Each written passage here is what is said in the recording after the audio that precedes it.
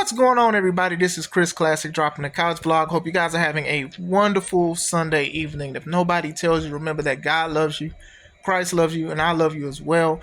I'm praying for you guys. I hope you guys are praying for me. I know holidays bring out the toughest times for people because it brings out the grief and the mourning of missing people because you can't call and talk to them. But I'm praying for you guys solace. I'm praying for you guys healing. I'm praying for you guys to press your way to even hold on to the family that we still have here physically. It's very important to understand that as well. God is love. Make sure you subscribe to the Taking Home podcast where I talk about professional wrestling topics. Make sure you also subscribe to C3 Ultimate Wrestling. That is me and my wife's professional wrestling company that we are fighting back for control of. But in the meantime, February 1st, Dyer, Indiana, Harold's Private Venue. 15th, the takeover. This is the 15th show of C3 Ultimate Wrestling. It is going to be a special show, even though it's ran by the board who's been running them out. Please get your tickets on Eventbrite.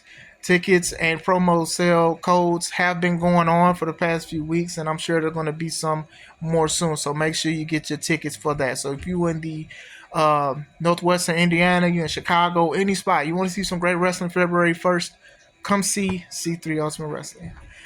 Saturday night's main event happened last night, and here is my review on it. I do have the order of the card because sometimes I just be saying stuff and I don't want to just say it. I want to say it in order.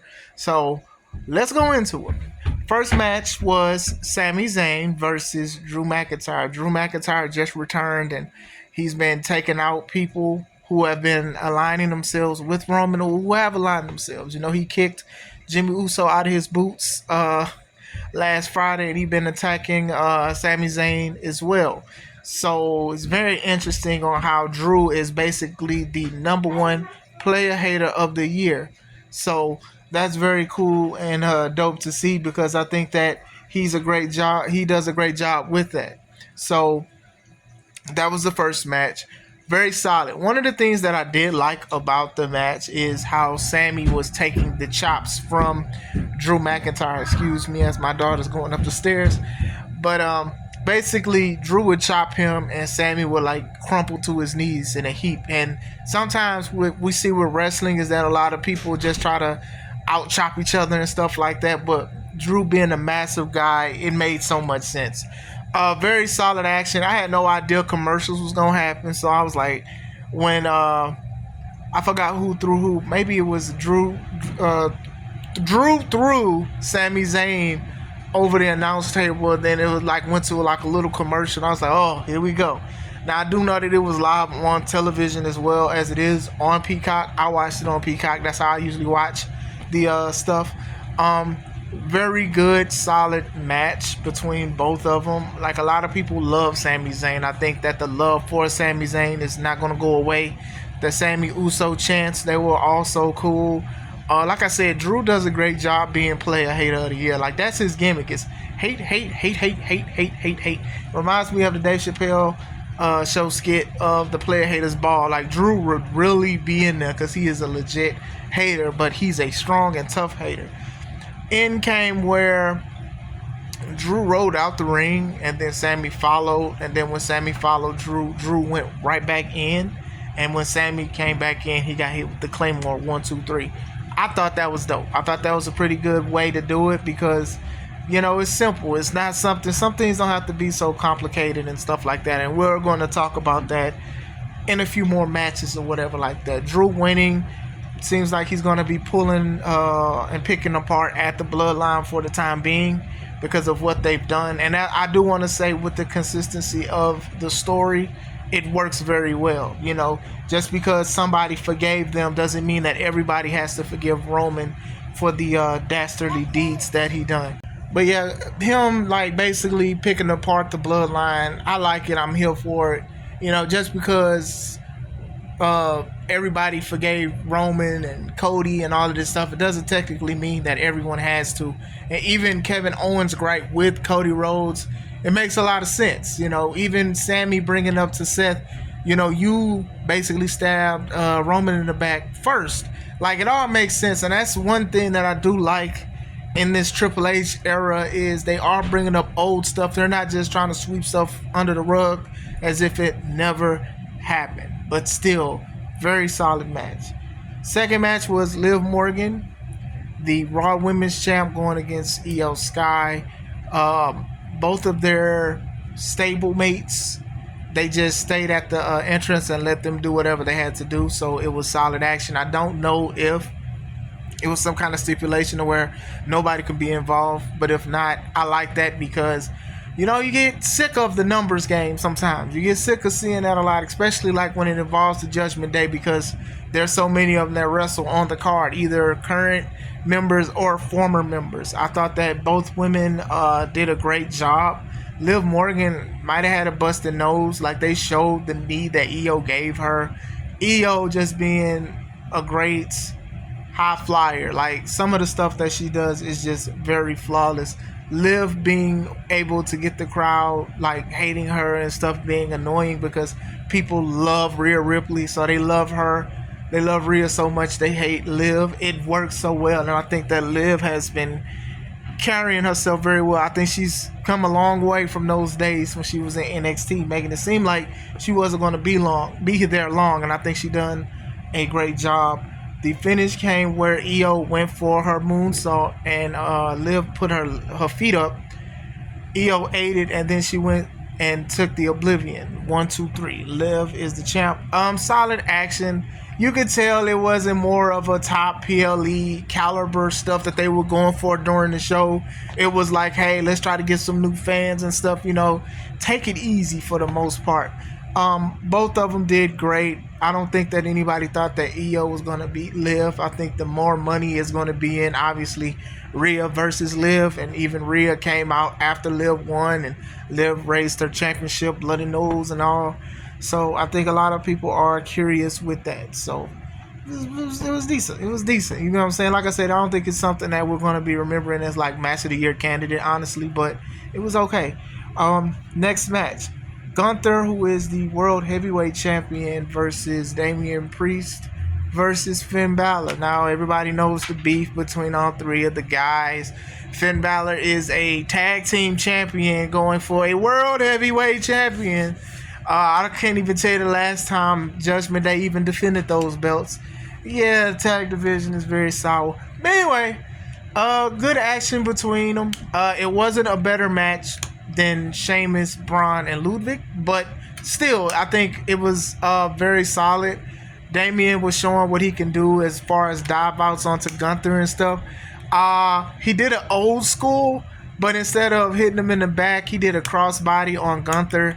It was okay. I personally don't think he should do that. If you are going to do old school, do it the way The Undertaker did it. I don't really just subscribe to just the crossbody and Gunther just staying there this whole time. It is what it is. Finn with his J's on, with the we're gonna call him Fresh Finn. He was doing his things with the sling blades. It did get a little clunky a little bit. It was like, okay, we're gonna wait for a long time for somebody to come in and save this or end this or whatever like that. Couple struggle spots with the power bombs. I'm like, man, if you can't get them up on that first pump, pause. Yeah, it got to do something better with those, man. Like, I get it, and stuff happens, and like I've messed up, and there's certain things that happen when I wrestle, but still, it has to have more of a solid thing to it. Outside of the commercials, it was a consistent thing, especially in this match when it came to power bombs and stuff like that. I know Drew did one to Sammy, and it was pretty dope, but still, it's just trying to pump them back up. And that even goes with the end of this match. But before that, I even liked how when Gunther chopped Damian started chopping pieces out of this man's chest or whatever like that. And like I said, all three of them having beef with each other, it works. It was good. I don't want to see it anymore for now. The finish came where Gunther gave Damian an attempted power bomb, and then he had to pump him up a second time to put him on the steel steps, and then he gave Finn a power bomb as well and pinned him 1, 2, 3. Now they're saying Gunther is confident in what he can do because they were selling that he was scared that he couldn't beat Damian in a one-on-one, even though Finn helped him then. So who knows? They may run it back with Damian. I don't think they need to. If they're not going to do anything else with Damian, have him just feud with Finn. I think him and Finn have decent match. I think they faced each other before. I believe so. Or maybe just had him do something else. Like, it's definitely fine with that. I do like Gunther as a champion and stuff like that. But it's definitely time for something new. Um, Next match was Chelsea Green with Piper Niven versus Michin for the Women's United States title. You already know I do not like that it is so many belts, and then now there's two more belts. Is this title, the Women's United States, and then now they got the Women's Intercontinental coming soon, and it's just so many belts. But anyway, um, Chelsea came out. Her gear was just her face all over her gear. She had a good pop. You know, her husband is around from the area, and a lot of people love Chelsea Green. A lot of people love how devoted she is to being a professional wrestler. You know, she was signed and then she was released. I believe she was released twice, but then she has been making the best of it since coming back. So a lot of people love Chelsea Green and her devotion. A lot of people love Michin as well. I think people love Chelsea a little more, but a lot of people like what they can do. I say this to say that match was not that good. Oh my god, it was not that good. I had to rewatch highlights and stuff. It was just not that good. It was like some stuff was just like, what was the point of this? Why did you do this? Like, I don't even want to speak much about it. But still, I do think at one point it seems solid, but then it seems choreographed. And I know a lot of people are going to be like, well, is it wrestling this? No, it's not supposed to be like that. I do think that those two women can do better. I think they've had better matches with other women and stuff like that. Hopefully they run it back. I do think that it was already a short match. And to be honest, the shorter match, the most likely people will probably remember. And I do think that it was some things that was just didn't need to happen. Piper helping Chelsea was fine. But I know that Michin went for like a tarantula through the second rope instead of on the top. And it looked awkward because when she tried to let go of the move, Chelsea almost fell on top of her. And it just was weird. And then there was another part where Michin went for her eat defeat. When she did the eat defeat, Chelsea like launched way across the ring, and usually you just fall back. Like, she launched herself, and it was so obvious that they was getting ready for this next spot to where she put her foot on the rope. And I'm like, you got to do something more natural. So I had to watch that like 3 times because I was like, why is this so awkward? And it didn't have to be. She could have just took the move and fell back and just rolled, but she didn't, and it looked weird. Finish came where Michin knocked Piper out the ring, off the apron, outside of the dive out spots that they did before. She knocked her off, and then Chelsea slapped Michin, and then she flipped over her, which was impressive, and did the unpretty her. Now, I like the unpretty her when it's done right. Chelsea jumping is fine. Her opponents jumping after her is not fine. I don't like that. It looks too cheesy. When Christian does it, he just falls flat and it works.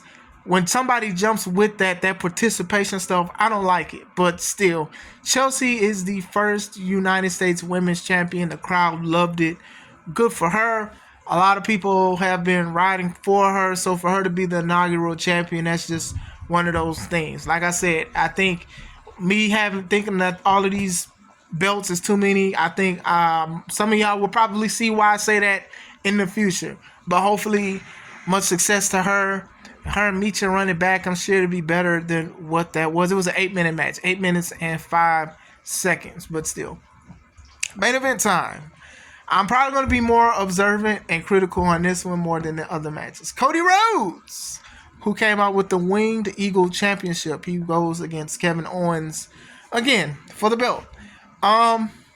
They're selling that Chad Gable attacked Cody Rhodes' leg, and basically that's what Kevin targeted. Now, I have problems with this because even when they faced each other a couple months back, Cody was worrying about his knee, and Kevin didn't want to work on that. And then fast forward, he goes against Chad Gable, and then he messes his leg up. Then now Kevin focuses on that, and that's just the focal point. They should have just said that Cody's been fighting this leg injury since he faced Kevin Owens the first time.